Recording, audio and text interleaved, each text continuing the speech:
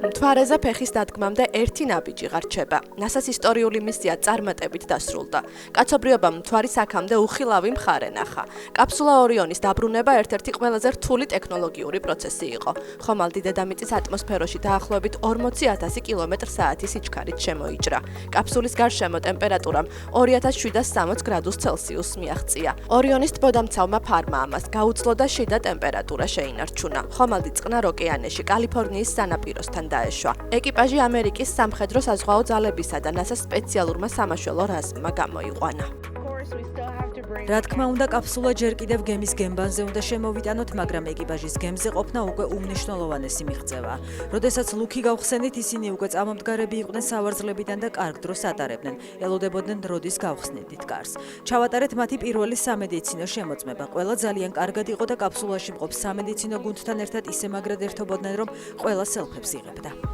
არტემის 2-ის ეკიპაჟმა დაათვალიერა მთვარის უკანა მხარე, რომელიც დედამიწიდან არ ჩანს. ნახა, გადაიღო, მონიშნა და დაასათაურა მთვარის გიგანტური კრატერები, დედამიწის ამოსვლის წერტილი, მარადიული ბნელი რეგიონები, სადაც მომავალში ყინულის ამოღებასა და წყლის მოპოვებას აპირებენ და მთვარის ნათელი წერტილები. მათ შორის უკვე არის ერთი ისეთი წერტილი, რომლის შესახებაც გაიგო ყველამ, ვინც მისიას თვალს ადევნებდა. ეს მთვარის ნათელი წერტილია და მისი სახელია ქეროლი.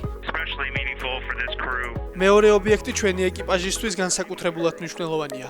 ჩვენ დავკარგეთ საყვარელი ადამიანი, მისი სახელი იყო ქეროლი.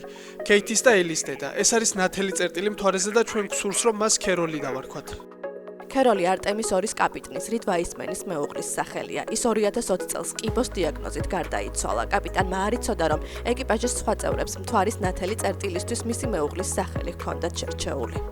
როცა ცუდად გახდა, მინდოდა იქ გადავსულიყავით, საიდანაც მისი მშობლები იყვნენ. მან კი მითხრა, რომ არა, ეს არის სამსახური, რომელიც გიყვარს. აქ მუშაობდა, აქ იზრდებიან ჩვენი შვილები. ამიტომ ჩვენ სწორედ აქ დავრჩებითო. ჩემთვის ეს იყო სამოქმედო გეგმა. არტემის 2-ის მისიამ ერთდროულად დაამყარა რამდენიმე მნიშვნელოვანი რეკორდი. ეს 4 ასტრონავტი კი დედამიწიდან ყველაზე შორსნამყოფი ადამიანები არიან კაცობრიობის ისტორიაში.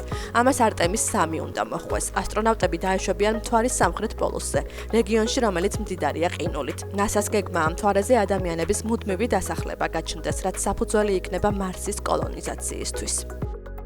ამ იმპლანტმა, რომელიც ზუსტად ნიკაპის ქვეშ თავსდება, ნატალი ბოლერის ცხოვრება მთლიანად შეცვალა. ნატალის ძილი საპნოე აქვს. ის ძილში საათში 30 ჯერ წყვეტდა სუნთქვას. ჟანგბადის დაბალი დონის გამო ინსულტისა და გულის დაავადებების რისკის წინაშე იდგა. ჩემს ქმარს ეშინია, რომ მოვკვდები, ამბობს, რომ ეს საშინლად ჟღერს, თითქოს ვიხრჩობი. როგორც კი გავიგე იმპლანტის შესახებ, რომელიც იმპულსის საშუალებით ენას წინწევს, ძალიან დავინტერესდი, რადგან ყველაფერი, რაც აქამდე ვცადე, უშედეგო აღმოჩნდა. ლონდონის საუნივერსიტეტო კოლეჯის საავადმყოფოს ქირურგები ნიკაპის ქვეშ პატარა განაკვეთს აკეთებენ და ჩიპს იმ ნერვზე ათავსებენ, რომელიც ენის კუნთს აკონტროლებს. ჩართვისას ის ნერვს ელექტრული იმპულსებით ასტიმულირებს, ენას ყელიდან წინს წევს და პაციენტებს სუნთქვაში ეხმარება. ეს ნიშნავს, რომ მათ შეუძლიათ ღამით უკეთესად დაისვენონ და უფრო მშვიდად ისუნთქონ. მიზანი ისაა, რომ მათი ძილის აპნოეს მდგომარეობა გაუმჯობესდეს, რათა ობსტრუქციის დონე და სიხშირე შემცირდეს. ნერვის მასტიმულირებელი ჩიპებისთვის ეს ჯერ კიდევ საწყისი ეტაპია, თუმცა ზოგიერთი პაციენტი პროცედურის შემდეგ ისე ღრმად იძინებს, რომ წლების განმავლობაში პირველად სიზმრებსაც კი ხედავს. ახალი კვლევით დადგინდა, რომ ეს უძველესი კამათლებია, რომლითაც მკვიდრი ამერიკელები ჯერ კიდევ ბოლო გამყინვარების პერიოდის დასრულებიდან თამაშობდნენ. არტეფაქტები თარიღდება 12800-დან 12200-მდე წლით და აღმოჩენილია ვიომინგის, კოლორადოსა და ნიუ-მექსიკოს შტატებში. ორმხრივი ნივთები დამზადებულია ხისგან ან ძვლისგან. წლების განმავლობაში მათი დანიშნულება მეცნიერებისთვის გაურკვეველი იყო. ახალ ზელანდიაში ჯესიკა ჯონსტონი, რომელიც შინაურ ცხოველთან ერთად ლაშქრობდა, 45 მეტრიანი ჩანჩქერიდან გადავარდა და მძიმედ დაშავდა. მაშველებმა მისი ევაკუაცია შეძლეს, თუმცა ძაღლი ვერ იპოვეს და მოუწიათ ბუნებაში მიეტოვებინათ. ძაღლის ძებნა პილოტმა მეტ ნიუტონმა საკუთარი ინიციატივით დაიწყო, მაგრამ უშედეგოდ. ამის შემდეგ ადგილობრივებმა თერმული ხედვის აპარატურისთვის 11,000-ზე მეტი ახალ ზელანდიური დოლარი შეაგროვეს. ერთი კვირის შემდეგ თერმულმა კამერამ ძაღლი მდინარის პირას დააფიქსირა. მოლი სწორედ იქვე იცდიდა, სადაც მისი პატრონი დაეცა. მოლი კლდის ქვეშ იზრდა და წვიმისგან თავის შეფარებას ცდილობდა.